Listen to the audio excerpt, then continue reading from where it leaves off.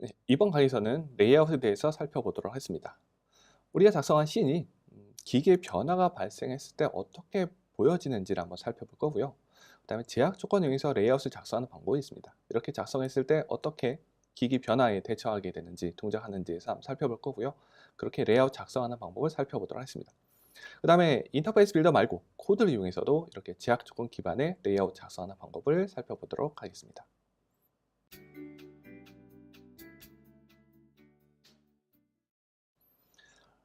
먼저 씬의 변화가 일어나는 경우가 어떤 경우가 될까요? 가장 쉽게 생각할 수 있는 경우는 기기가 회전됐을 경우입니다. 사용자 기기를 회전시키게 되면 가로 길이와 세로 길이가 달라지게 되죠. 그 다음에 우리가 디자인했을 때 예를 들어 4.7인치 기기를 대상으로 디자인했지만 실제 동작할 땐 5.5인치 기기 동작할 수 있겠죠. 그래서 서로 다른 화면 크기 혹은 화면 비율의 기기에 동작하게 됐을 때도 또 디자인했을 때와 다른 씬이 동작하게 될 겁니다. 그 다음에 동적으로 우리가 화면상에 변형이 생길 수도 있겠죠. 그런 경우에 레이아웃이 어떻게 적용되는지, 이런 경우가 바로 씬의 변화가 발생하는 경우가 되겠습니다. 그럼 기기를 어떻게 회전시킬까요? 기기 회전시키는 방법은요, 우리가 시뮬레이터에서 하드웨어 메뉴 가게 되면은 로테이트라는 메뉴가 있습니다. 이 메뉴를 이용해서 기기를 회전시켜 줄 수가 있습니다. 그 다음에 이렇게 회전하는 메뉴는 그 프로젝트에 가게 되면은 프로젝트에 디플로이 인프에 디바이스 오리엔테이션 있죠? 이쪽 항목에 의해서 이 앱에서는 이 체크된 방향에 대해서 지원한다. 이 방향이 되면은 자동으로 컨텐츠가 회전이 됩니다. 그럼 기기를 회전시켰을 때 레이아웃이 어떻게 적용되는지 한번 살펴보도록 하겠습니다. 우리가 뷰의 위치와 크기를 잡을 때 프레임을 이용했었습니다. X, Y, with height. 이것을 이용해서 뷰의 위치와 크기를 잡았었죠. 그래서 세로 상황일 때는 버튼의 위치가 이쪽에 나타나도록 했습니다. 화면 중앙 하단부입니다. 근데 기기를 회전시키게 되면은 여전히 그 위치를 고수하게 됩니다. 그렇기 때문에 프레임을 이용해서 레이아웃을 작성하게 되면은 기기의 변화, 즉 씬의 변화가 발생했을 때 적절히 대처하지 못하게 되는 상황이 됩니다. 그러면 이번엔 레이아웃을 프레임 대신 제약 조건 이용해서 작성하는 방법이 있습니다. 제약 조건은요, 뷰의 위치와 크기가 어디 있어야 되냐, 그에 대한 제약 조건이 됩니다. 그럼 한번 제약 조건에 의해서 씬을 한번 작성해 볼까요? 버튼이 있습니다. 이번엔 XY 좌표를 주는 게 아니고요. 버튼은 중앙에 있어야 된다. 하단에는 이 정도의 거리를 유지해야 된다. 이런 식으로 제약 조건을 작성하는 방법입니다. 이 제약 조건이요, 동적으로 해석이 돼서 프레임에 반영이 됩니다. 이렇게 제약 조건을 이용해서 레이아웃 작성이 되면은 기기가 회전되더라도 그 제약 조건에서 다시 화면에 X, Y, with height를 잡아서 나타나게 됩니다.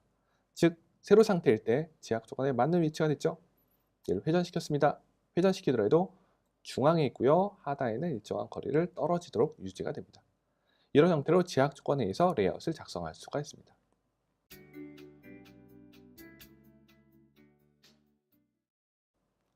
그럼 제약 조건을 이용해서 레이아웃 작성하는 방법 살펴볼 건데요. 먼저 제약 조건 어떻게 작성하나? 코드를 이용해서 작성할 수 있고요. 인터페이스 빌더를 이용해서 만들 수가 있습니다. 그럼 먼저 인터페이스 빌더를 가지고 사용하는 방법을 살펴보도록 하겠습니다. 인터페이스 빌더를 보게 되면요, 오른쪽 하단에 레이아웃에 관련된 메뉴들이 나타나게 됩니다. 첫 번째는 프레임, 뷰의 XY with height를 업데이트 해주는 게 있고요. 스택 뷰 사용하기, 그 다음에 정렬에 관련된 거, 혹은 제약 조건을 추가하기, 그 다음에 제약 조건에 관련된 이슈들 해결하기, 이런 메뉴들이 추가적으로 나타납니다. 각 메뉴를 누르게 되면은 또 팝업 형태로 다이얼로그 메뉴가 나타나게 됩니다. 하나, 둘, 세 번째 걸 누르게 되면요, 여기는 정렬에 관련된 제약 조건을 작성할 수 있는 메뉴가 됩니다. 제약 조건은 아이콘이 있기 때문에 아이콘을 보면은 어떤 종류의 제약 조건을 작성할 수 있는지에 대해서 볼 수가 있습니다. 자세히 보면은 두 개 뷰가 있죠? 왼쪽 모서리가 됐습니다. 두 개 뷰의 왼쪽 모서리를 일치하는 제약 조건이 됩니다. 이런 형태로 각각에 대한 제약 조건에 대한 그림을 보면은 어떤 형태인지 알 수가 있습니다. 내가 원하는 제약 조건을 체크를 하고요. 여기는 부모 뷰 대비 컨테이너 있게 부모 뷰 대비 중앙에 위치하도록 한 제약 조건이 되고요. 체크를 하고 나서 add를 하게 되면 제약 조건이 추가가 됩니다. 그 다음에 제약 조건을 작성하는 메뉴가 됩니다. 이 메뉴를 누르게 되면 또 다음과 같은 화면이 나타나게 되는데, 여기서도 뷰에 이웃하고 있는 뷰와의 거리, 그 제약 조건을 작성하게 됩니다. 위로 498포인트, 왼쪽으로 107포인트, 거리 유지 제약 조건, 그 다음에 마진이라고 해서 일정한 여유 거리, 그 다음에 가로 길이, 그 다음에 가로 세로 비율 맞추기, 이런 형태로 원하는 제약 조건을 체크를 하고 나서 add를 하게 되면 제약권이 추가할 수가 있습니다. 제약 조건에 관련된 메뉴 중 마지막 메뉴를 선택하게 되면 제약 조건에 관련된 이슈들을 해결하기 위한 메뉴가 나타나게 됩니다. 크게 두 그룹으로 나눠지게 되는데, 하나는 선택된 뷰에만 적용하는 메뉴들이 있고요. 또 하나는 뷰 컨트롤에 있는 모든 뷰에 적용되도록 할 수가 있습니다.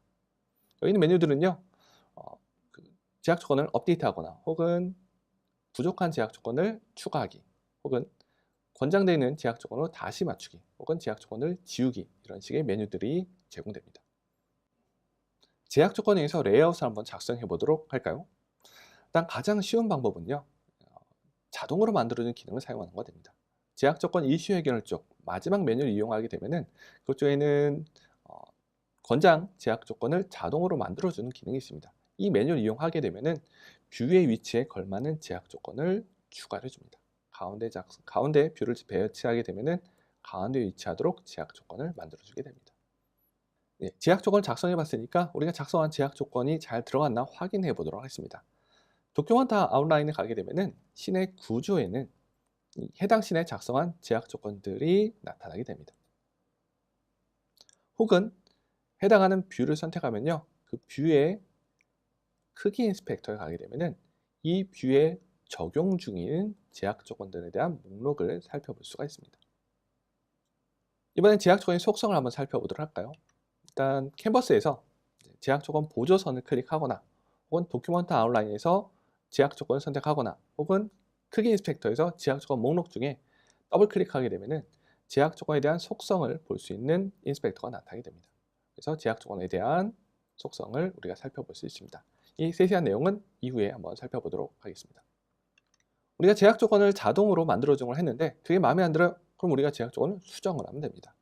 제약 조건 수정하는 방법은요, 역시 캔버스에서 제약 조건 안내서 있죠? 그거를 더블 클릭하게 되면 이렇게 팝업 형태로 제약 조건에 대한 속성이 간단하게 나타납니다.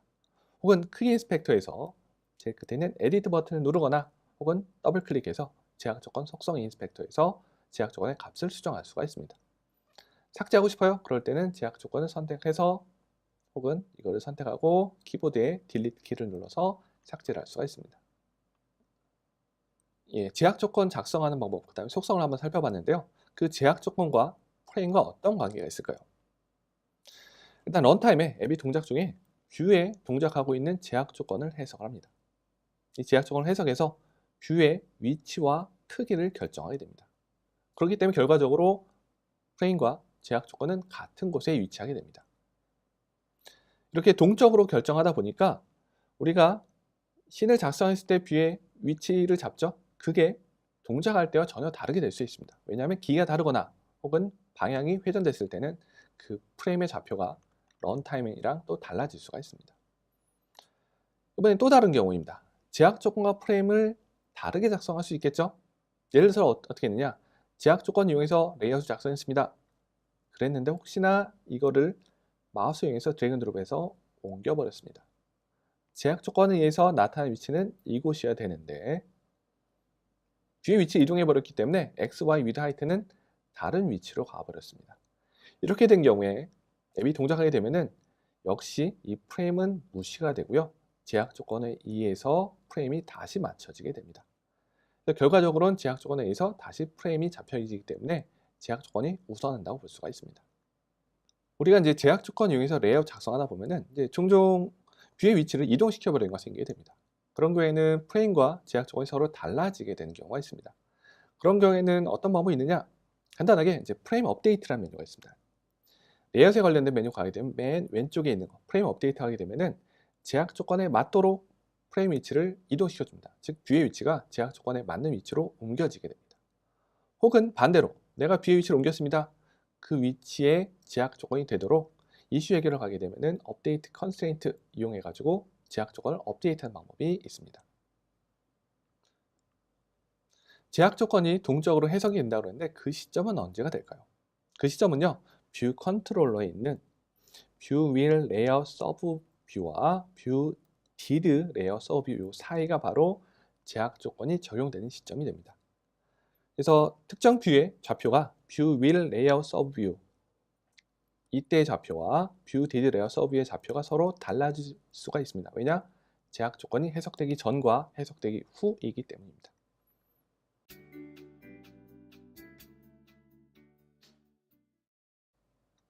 예, 이전에는 우리가 제약 조건을 자동으로 작성해주는 기능을 사용해봤다면 이번에 우리가 수동으로 작성하는 방법을 살펴보도록 하겠습니다. 이때 주의할 점은 충분한 제약 조건을 줘야 됩니다. 뭐가 충분할까요? 뷰의 위치와 크기를 결정할 수 있도록 줘야 됩니다. 그림 한번 보도록 하겠습니다. 그림에는 X좌표, Y좌표, width, height, 프레임을 충분히 계산할 수 있을 만큼 제약 조건을 작성했었죠. 어떤 뷰들은 크기 제약 조건을 생략할 수 있는 경우가 있습니다. 뭐냐면 컨텐츠에 의해서 크기를 결정할 수 있는 뷰 같은 경우는 크기에 대한 제약 조건을 생략할 수가 있어요.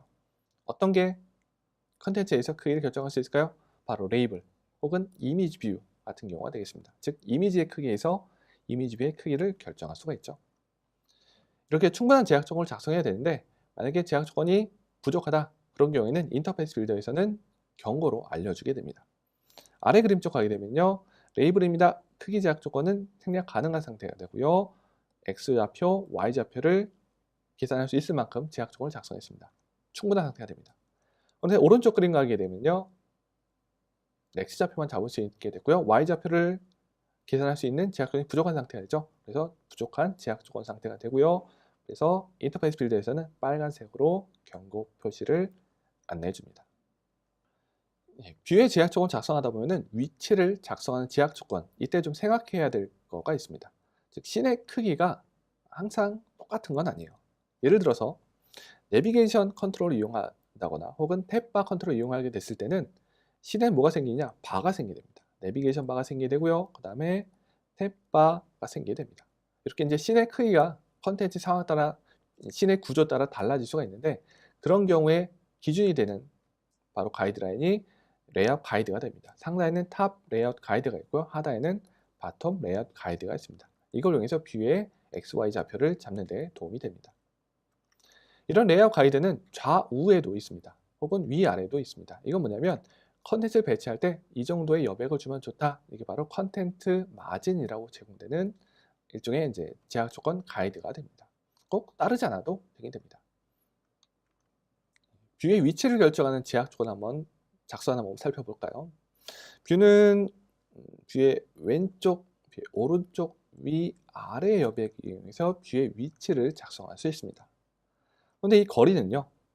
부모 뷰와의 거리를 잡을 수도 있고요. 혹은 형제 뷰, 이웃하고 있는 형제 뷰와의 거리, 혹은 중앙과의 위치를 이용해서 뷰의 위치를 잡을 수가 있습니다. 그럼 인터페이스 빌더 이용해서 제약 조건 작성하는 방법을 살펴보도록 하겠습니다. 일단 뷰를 선택하고요. 마우스 오른쪽 버튼을 누른 상태로 드래그 앤 드롭합니다. 형제 뷰와의 제약 조건 달고 싶다. 그러면은 선택하고 나서 마우스 오른쪽 버튼으로 쭉 드래그 앤 드롭해서 연결해 놓고 마우스 클릭을 놓습니다. 그렇게 되면은 제약 조건 작성하기 위한 팝업 메뉴가 나타나게 돼요. 그럼 이걸 이용해서 제약 조건에 관련된 것을 선택해 주면 됩니다. 제약 조건 작성하는 방법으로는 씬 구조를 통해서 해줄 수 있어요. 도큐먼트 아웃라인 가게 되면은 역시 씬에 대한 구조가 나타나죠. 여기서도 마우스 오른쪽 버튼 누르고 쭉 드래그 앤 드롭 하게 되면은 또 팝업 형태로 메뉴가 나타나게 됩니다. 또 뷰를 선택하고요. 하단에 있는 레이아웃 메뉴를 이용해서 내가 레이아웃에 대한 값을 입력하고 애드하게 되면은 제약 조건을 우리가 수동으로 작성해 줄 수가 있습니다. 제약 조건은 상대적으로 작성할 수 있습니다. 즉 다른 뷰, 형제 뷰와의 제약 조건을 작성할 수 있게 되는데 그때는 위치나 크기 같은 것도 다른 뷰와의 상대적으로 작성할 수 있습니다. 즉 레이블이 하나 있으면요. 파란색 레이블은 자기의 위치를 가지고 있습니다. 초록색 레이블 같은 경우는요. 파란색 레이블의 오른쪽으로 이 정도의 거리만큼 떨어져 있고요. Y좌표로는 베이스라인, 즉 글자의 하단 중심 라인에 맞추도록 작성할 수가 있습니다. 이런 형태로 이제 다른 형제 뷰와의 상대적인 제약 조건을 이용해서 레이아웃을 작성할 수도 있고요. 작성하는 방법은 인터페이스 빌더 이용해서 직접 마우스 클릭해서 할 수도 있고요. 혹은 커맨드 혹은 쉬프트 키를 눌러서 두 개의 뷰를 선택하고 나서 제약 조건 메뉴를 이용해서도 작성할 수가 있습니다. 제약 조건 작성하게 됐을 때 오른쪽에 보면은 값을 입력할 수 있는 부분이 있습니다. 이 값은 뭐가 되느냐? 제약 조건에다가 조금 더 추가적으로 계산할 수 있는 게 바로 이 입력 값이 되겠습니다. 그래서 지금 같은 경우는요, 중앙에 위치하도록 만들어 놨습니다. 중앙이 될 거고요. 중앙보다 30포인트만큼 더한 거리가 된다. 됐습니다. 이런 형태로 딱 그 위치에 맞는 제약 조건뿐만 아니라 거기다가 추가적으로 일정한 값을 더하거나 뺄 수 있는 기능을 제공해 주기도 합니다. 뷰의 위치를 잡기 위한 제약 조건 작성하는 법을 살펴봤고요. 이번에는 크기를 결정하기 위한 제약 조건을 살펴보도록 하겠습니다. 뷰의 크기를 작성하기 위한 제약 조건은 제약 조건 메뉴에서 위드와 하이트 쪽에 대한 제약 조건을 넣어주면 할 수가 있습니다. 혹은 위치 제약 조건에 의해서 뷰의 크기를 결정할 수 있어요. 왼쪽에 의한 거리, 오른쪽에 의한 거리에 의해서 뷰의 크기가 결정이 되기도 합니다.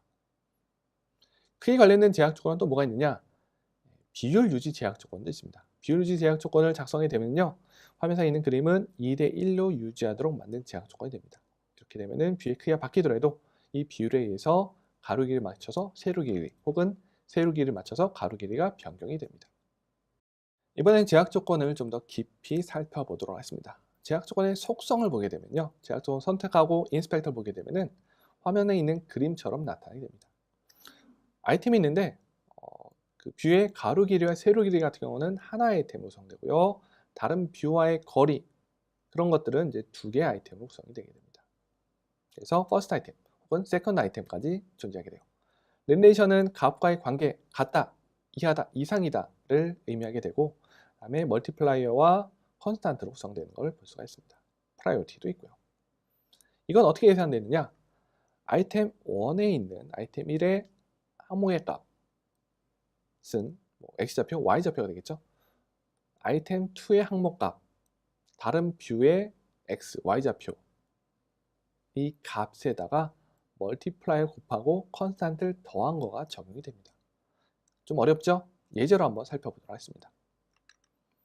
제약 조건 아이템 1에는 버튼이 있고 리딩 쪽 하겠습니다.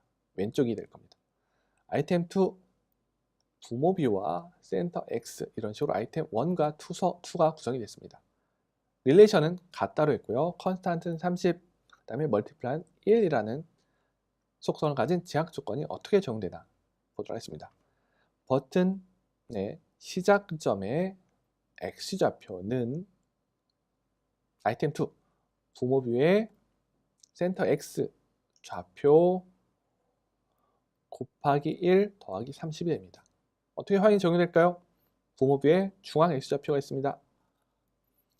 이 부분에 30만큼 포인트 떨어진 곳에 버튼의 왼쪽이 존재하게 됩니다. 이런 형태로 이제 제약 조건을 구성하는 요소들이 이 계산식에 의해서 반영이 되는 것을 볼 수가 있습니다. 이번 예제는요, 파란색 뷰가 빨간색 뷰의 2배 크기를 가지도록 만든 제약 조건이 됩니다. 어떻게 하면 될까요? 파란색의 높이로 보도록 하겠습니다. 파란색의 높이는 빨간색의 높이와 2배 곱한 것 더하기 0과 같다. 이런 형태로 제약 조건 작성이 되면은 화면상에 있는 것처럼 2배 크기를 가진 뷰를 만들어낼 수가 있습니다.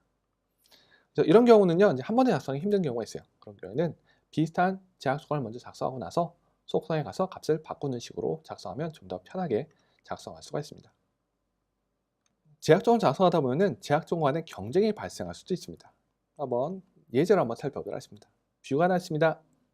뷰는 부모 뷰와 중앙에 위치하도록 만들었습니다. 뷰의 X좌표를 결정하기 위한 제약 조건이 되죠. 그 다음에 이 뷰의 왼쪽에 거리를 유지하도록 만든 제약 조건을 작성했습니다. 이 제약 조건 역시도 뷰의 X좌표를 결정하기 위한 제약 조건이 됩니다. 그럼 이 두 제약 조건 서로 경쟁을 일으키게 됩니다. 그 경쟁의 결과에 맞는 어떻게 반영됐을까요? 회전시켰으니까 중앙에는 여전히 일치하고 있고요. 뷰의 왼쪽으로 일정한 거리만큼 유지하게 됩니다. 예, 뷰가 늘어나는 걸로 타협을 받네요. 이런 식으로 이제 뷰에는 제약 조건들 간의 경쟁을 발생해야 되고 그 제약 조건의 경쟁 결과가 또 반영이 될 수도 있습니다. 제약 조건의 경쟁에 영향을 미친 요소로는 관계가 하나 있습니다. 릴레이션이 있는데 릴레이션은 같다, 이상, 이하로 작성해 줄 수가 있습니다. 그래서 이런 관계는 제약 조건 경쟁에 영향을 미치게 되는데 예를 들어서 아까 같은 경우에 왼쪽에 일정한 거리를 유지하도록 줬었죠. 이거를 크거나 같다로 바꾸게 되면은 또 다른 결과가 일어날 수가 있습니다. 원래 크기를 유지한 상태에서요. 이 100보다 크다라는 제약 조건만 만족시키면 되기 때문에 역시 제약 조건의 경쟁을 영향을 미치게 됩니다. 그 다음에 또 제약 조건의 경쟁을 영향을 미치는 요소로는 프라이오리티가 있습니다. 프라이오리티는요. 프라이오리티가 높은 게 우선적으로 적용이 됩니다. 만약에 프라이오리티를 낮추게 되면은 그 제약 조건은 다른 경쟁에서 약간 뒤처지게 됩니다. 그래서 먼저 적용이 되지 않게 됩니다. 제약 조건 간의 경쟁이 발생했는데 그 경쟁이 해결해 날 기미가 안 보이면 에러가 나게 됩니다. 동시에 만족하지 못하는 경우가 되는데 예를 한번 들어볼까요? 뷰가 하나 있습니다. 오른쪽 일정한 거리를 유지하도록 만든 제약 조건입니다. 둘 다 릴레이션은 이꼴이고요. 프라이오리티는 같습니다. 1000으로 같다고 했을 때 그 제약 조건이 하나는 80, 하나는 40입니다. 동시에 만족할 수가 없죠. 이런 경우에는 에러가 발생하게 됩니다. 그래서 인터페이스 빌더는 이런 식으로 에러를 표시해 주니까 이것을 잘 보고 충돌나는 제약 조건을 해결하면 됩니다. 우리가 이제 제약 조건을 이용해서 크기도 결정할 수 있다고 그랬는데 그때 어떤 경우가 있었냐면 위치 제약 조건에서 뷰의 크기가 늘어나는 경우가 있다고 그랬습니다. 뷰의 크기에 관련된 제약 조건이 있는데 그건 뭐가 있냐면 뷰의 고유 크기를 유지하려고 하는 제약 조건이 있습니다. 그래서 레이블이나 이미지 뷰처럼 컨텐츠 고유의 크기를 가지고 있는 뷰가 있고요. 그 크기를 유지하려고 하는 것, 즉 늘어나지 않으려고 하는 제약 조건이 있고 줄어들지 않으려고 하는 제약 조건이 있습니다. 그 제약 조건이 컨텐츠 허깅과 컨텐츠 컴프레션 리지스턴스라고 들어가 있고 가로 세로로 각각 2개씩 총 4개가 제공이 되고 있습니다. 한번 살펴보도록 할까요? 컨텐츠 허깅 이거는 고유 크기보다 늘어나지 않으려고 하는 성질이고요. 기본이 251로 되어 있습니다. 그래서 251보다 더 작은 프라이오리티를 가지고 뷰의 크기 작성했다. 영향을 미치지 않습니다. 근데 250보다 더 큰 값을 가지고 제약 조건 주게 되면은 경쟁에서 이기게 되죠. 그래서 뷰의 크기가 더 늘어나게 됩니다. 이번엔 컨텐츠 컴프레션, 디지스턴스, 즉 고유 크기보다 작아지지 않으려고 하는 성질이 되고요. 이 프라이오리티는 750을 가지고 있습니다. 총 1000가지 중 750을 가지고 있고요. 그러다 보니까 750보다 낮은 값으로 크기를 줄이려고 하게 되면 영향을 미치지 않습니다. 근데 750보다 더 큰 프라이오리티를 가지고 뷰의 크기를 작게 만들려고 하게 되면 이때는 뷰의 크기가 작아지게 됩니다.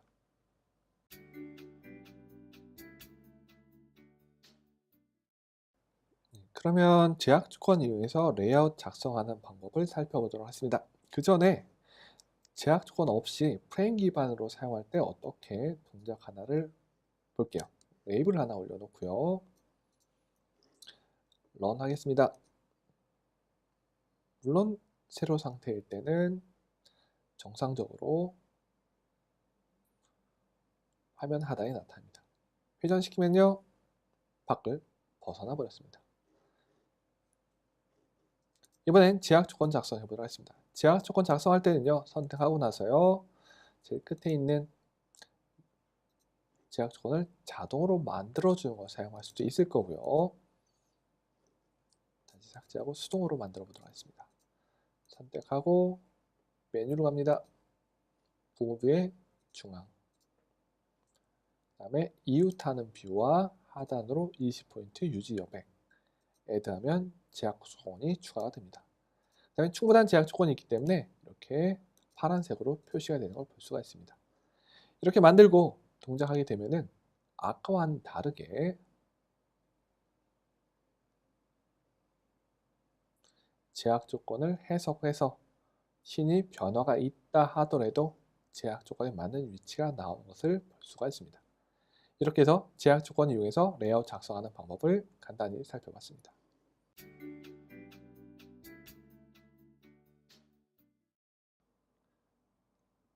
이번에는 인터페이스 빌더 말고 코드로 제약 조건을 작성해 보도록 하겠습니다. 제약 조건에 대한 클래스는 NS Layout Constraint가 되고요. 생성자입니다. 이니셜라이저인데 파라미터 굉장히 많죠. 뭐를 상상해야 되느냐? 우리가 인터페이스 빌더에서 제약 조건에 대한 속성을 봤었죠. 그 요소들이 다 들어가 있습니다. 아이템 1이 있고요. 아이템 1에 대한 속성으로는 뷰에 위, 아래, 왼쪽, 아래, 미드, 하이트에 대한 값이 들어가 있습니다. 릴레이션십, 릴레이션이 있고요. 릴레이션은 같다, 이하, 이상. 그 다음에 아이템 2에 대한 게 있습니다. 아이템 2 같은 경우는 옵션으로 되어 있죠. 왜냐하면은 미드와 하이트 같은 경우는 아이템 2가 필요하지 않기 때문에 옵션으로 되어 있습니다. 네, 멀티플라이와 컨스탄트 이런 식으로 구성이 되어 있습니다. 그다음 제약 조건의 프라이오리티 같은 경우는 별도의 프로퍼티로 정해져 있습니다. 프로퍼티에는 숫자로 넣어도 되고요. 아니면은 1750에 해당하는 상수로 넣어줄 수도 있습니다. 그 다음에 씬을 작성하다 보면 씬에 레이아웃 가이드가 있었죠. 레이아웃 가이드 같은 경우는 뷰 컨트롤러의 탑 레이아웃 가이드 혹은 바텀 레이아웃 가이드라는 이름의 프로퍼티가 정의가 되어 있습니다. 이걸 이용해서 레이아웃 가이드까지 제약 조건을 작성할 수가 있어요. 그러면 NS 레이아웃 컨스트레인트 이용해서 제약 조건 작성했었죠. 그거를 뷰 구조에 추가를 해줍니다. 뷰에 보면요, UI 뷰에 보면은 add constraint라는 메소드가 있어서 제약 조건들을 추가할 수도 있고요, 삭제할 수도 있고, 아니면 현재 뷰에 적용되어 있는 제약 조건들을 모두 볼 수가 있습니다. 이렇게 제약 조건을 추가를 하면 되는데, 이 제약 조건은 뷰 구조에 이미 추가된 이후에 해줘야 됩니다. 즉 add 서브 이후에 해야 됩니다. 그 다음에 코드를 이용해서 제약 조건 작성하기 위해서는 이제 이 오토 사이즈라는 요소가 있는데, 오토 사이즈에 의해서 제약 조건이 만들어지는 거 있는데, 자동으로 만들어진 이 제약 조건을 취소를 해야 됩니다. 이게 바로 Translate Auto Resizing Mask into Constraint, 길죠? 요거를 false로 설정을 해줘야 됩니다. 그러면 코드를 한번 살펴보도록 하겠습니다. 레이블 하나 하고요, 뷰에다가 추가를 합니다. 그 다음에 오토 리사이즈로 인해서 제약 조건 생성을 막습니다. false로 줍니다. 준비 단계 끝났습니다. 이번에는 NS 레이아웃 컨스트레인트 이용해서 줍니다. 레이블의 리딩 같다, 부모 뷰의 왼쪽 마진 멀티플라이 1, 콘스탄트 20, 왼쪽에 20포인트만큼 여백이 되겠죠. 그 다음에 상단입니다. 레이블의 탑 레이아웃 가이드까지. 그 다음에 멀티플라이 1, 콘스탄트 20, 상단에 20포인트만큼 거리가 떨어지게 되겠죠. 이런 식으로 X와 Y 좌표를 잡기 위한 제약 조건 좋고요. 이런 위치를 잡기 위한 제약 조건은 부모 뷰에다 작성합니다. 즉 레이블 같은 경우는 레이블의 부모 뷰에다 작성하게 돼요. 크기 제약 조건입니다. 크기는 아이템이 하나죠. 레이블만 가지고 하고요. 아이템 2는 없습니다. 닐로 작성이 돼요. 이런 식으로 크기는 300으로 작성했습니다. 이런 식으로 크기에 대한 제약 조건 좋고요. 크기에 대한 제약 조건은 해당 뷰에다가 추가를 해줍니다. 이렇게 NS 레이아웃 컨스트레인트 이용해서 했는데 파라미터가 너무 많죠. 코드가 너무 어렵고, 그 다음에 많은 제약 조건 작성하기에는 코드가 굉장히 길어지게 됩니다. 그래서 애플이 뭐를 추가로 제공해 주느냐, 비주얼 포맷 언어를 했습니다. 비주얼 포맷 언어는요, 기호를 이용해서 제약 조건을 작성할 수 있는 거가 됩니다. 그래서 어떤 기호들이 있느냐, 바, 대쉬 같은 거가 있습니다. 예를 들어 보자면은 대괄호 이용해서 뷰에 대한 속성을 합니다. 레이블 1과 레이블 2, 그 다음에 두 개 사이 거리, 이런 식으로 비주얼 포맷 언어를 작성할 수가 있습니다. 비주얼 포맷 언어 이용해서 작성하는 방법을 좀 살펴보도록 하겠습니다. 거리 지정하는 것은 대시를 이용하게 됩니다. 바는 부모 뷰에 해당하게 돼요. 부모 뷰와 버튼 사이의 거리, 부모 뷰와 버튼 사이의 50포인트만 거리, V는 세로기가 됩니다. 뷰 간의 거리는 다른 뷰와 대괄호 이용해서 작성하면 돼요. 버튼 1과 버튼 2의 거리를 20, 세로로 20. 크기는요, 괄호를 이용하면 되고요. 중요도는 거기서 골뱅이 기호를 이용해서 중요도를 작성해 줄 수가 있습니다. 비주얼 포맷 언어는 결국은 이제 NS 레이아웃 컨스트레인트로 해석이 돼야 됩니다. 해석하는 메소드는 NS 레이아웃 컨스트레인트에 있는 컨스트레인트 메소드를 통해서 만들어야 돼요. 첫 번째 파라미터가 바로 비주얼 포맷 언어를 작성합니다. 그 다음에 정렬에 관련된 옵션들을 작성하게 되고요. 그 다음에 각 거리, 뷰에 대한 간격에 대한 정의가 들어가게 되고, 그 다음에 비주얼 포맷 언어에 사용하는 이름에 대한 매핑 정보가 또 뷰에 들어가게 됩니다. 이 뷰는 굉장히 중요한데요. 그에 대한 예제를 한번 살펴보도록 하겠습니다. 일단 뷰는 레이블 두 개를 가지고 비주얼 포맷 언어를 만들었다. 그러면은 실제 뷰 구조에 있는 레이블 두 개가 있겠죠. 그거를 매칭시켜 줍니다. 비주얼 포맷 언어에서는 레이블 1로 썼지만 실제 적용되는 것은 first 레이블이란 이름의 레이블. 비주얼 포맷 언어에서는 레이블 2라는 걸로 사용했지만 레이블 2에 해당하는 레이블은 second 레이블이다. 이런 형태로 뷰에 대한 매칭 정보를 넣어줘야 됩니다. 코드를 한번 살펴보도록 하겠습니다. 레이블 두 개를 준비했습니다. 마찬가지로 뷰 구조에 추가를 해야 되고요. 트랜스레이트 해가지고 오토 레이아웃 만들어지는 것을 막았습니다. 이번엔 레이블 1은 비주얼 포맷에서 레이블 1로, 레이블 2는 레이블 2라는 이름으로, 그 다음에 레이아웃 가이드는 탑 가이드라는 이름으로 사용하도록 만들었습니다. 이걸 이용해서 비주얼 포맷 언어를 만듭니다. 가로로 부모 뷰 20포인트만의 거리, 레이블 1, 레이블 2와의 거리는 20포인트. 이런 식으로 비주얼 포맷 언어를 만들고요. 이걸 토대로 해석된 제약 조건에 대한 객체들. 이번엔 세로 방향입니다. 탑 레이아웃 가이드에서 100포인트만의 거리 레이블 1과 레이블 2. 이렇게 배치된 비주얼 포맷 언어를 이용해서 제약 조건들이 만들어지게 됩니다. 이렇게 만들어진 제약 조건들은 역시 마찬가지로 제약 조건을 add constraint에서 추가가 되면은 제약 조건을 코드로 만드는 게 완성이 됩니다. 이렇게 해서 코드를 이용해서 제약 조건 만드는 방법, NS Layer Constraint 혹은 비주얼 포맷 언어를 이용해서 만드는 방법을 살펴봤습니다.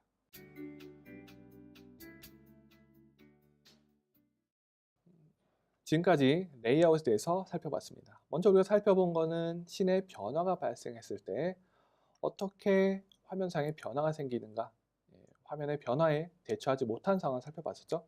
그 다음에 제약 조건에 의해서 레이아웃 작성하는 방법을 살펴봤습니다. 뷰의 X, Y, width, height를 결정하기 위한 다양한 방법의 제약 조건을 작성해 봤었죠. 그 다음 우리가 이제 이런 제약 조건을 코드를 이용해서 만들어 봤습니다. NS Layout Constraint 혹은 비주얼 포맷 언어를 이용해서 제약 조건을 만들었고요. 이걸 뷰에 적용하도록 Add Constraint에서 작성하는 방법을 살펴봤습니다. 이렇게 해서 레이아웃에 관련된 강의를 마치도록 하겠습니다.